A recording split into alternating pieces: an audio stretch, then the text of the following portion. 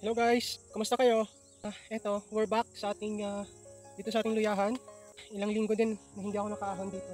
So, ngayon mahon ako dito para magtabas dito sa gulod kasi kailangan ko nang malinis itong at least 3/4 nitong area, nitong lupa. Kailangang malinis kasi halos kalahati ng 3/4 na plano kong linisin is talahiban at pugon at makakapal na baging. So ngayon dapat kong malinis kasi ito guys yung pagtatamnan ko ng nyog, yung mga naipon kong nyog. Kung matatandaan nyo, di ba, bawat ahon ko dito naghahakot ako ng nyog, iniipon ko ng iniipon dito. Kanina nga lang, may dala ulit ako. Ito, may last pa doon na mahahakot ko, may natira pa doon sa bakuran ni tatay. So dito yon nakaplano na itanim, kaya ngayon is makulimlim pero ang tindi ng humid. Grabe ang alinsangan, walang kahangin-hangin. So, kailangan kong magtabas sa itong gulod. Kailangan kong matabasan itong gulod para iwas sapang ng apoy. Kasi kapag uminit, plano kong sindihan para masunog yung mga talahib at kugon. Isa yun sa mga diskarte ng mga magbubukid, farmer. Kung gusto mong mapabilis yung linis at lalo't talahiban at kugon, kailangan mong tabasan yung gilid or ano bang tawag doon. Sa amin kasi tinatawag yun na rindiros or lining. Gagawa tayo ng lining sa pamamagitan ng pagtabas para malinis yung gilid. So itong gulod na to lalagyan ko at yung gulod pababa, so tatabasan ko para kapag uminit medyo matuyo-tuyo itong mga kugon at damo, pwede nating sindihan. So ayan, grabe ang init guys. Hindi ng init, sobra, ang humid.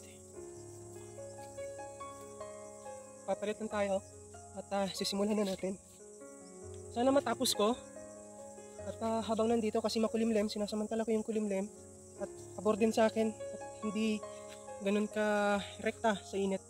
So sana matapos ko para malinis. Ayan kung makikita nyo yan, di ba? So yung gulod na yan, pataas.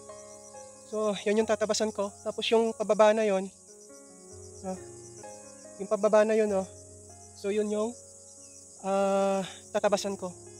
Kasi ano yan pagdating dun sa tuktok na yon, yung magkabila na yan, kasama yan. Pero yung isang side lang muna ang tatabasan ko.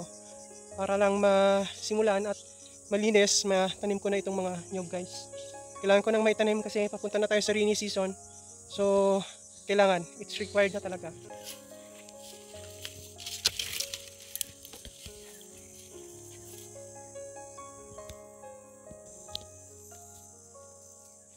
So, ayan na guys. So, ito na yung ginawa nating linya or yung rindiros, or kung tawagan pa in English is, the technical term is the fuel brake or the fire brake. So, ito yung ginawa natin ngayon. So, ang pagtatabas ay may technique din, may diskarte din. At yun ay tinuruan din ako ni tatay kanina. So, yun yung ginawa ko at malapad na nga. So, ang lawak niyan is 2 dipa. Parang approximate 2 dipa yung lapad niya. So, ayan. Hindi ko pala matatapos. Mahirap pala. So, ang kapal ng kugon. So, ayan lang muna. At least parang nangalahati din yung itong gulod na to. So, may kalahati pa. Pagkatapos nun, yung kabila naman.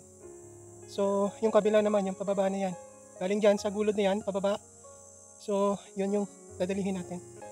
At yun ang purpose ng fire brake or ng rendiros kung tawagin dito sa amin sa mga Bisaya. So ayan na siya. So yun. At ayan guys, kung makikita nyo, buhay na yung mga nyog. May nyog na yan, pataas. So buhay na sila. At kaya natin to lilinisin, itong buong area na yan. Yan, yung kabilang yan.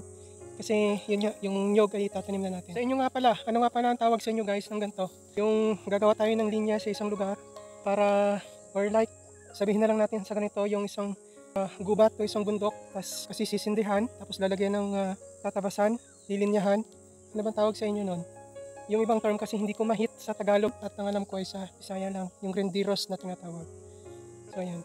So yan lang muna, and see you in our future vlogs. Bye!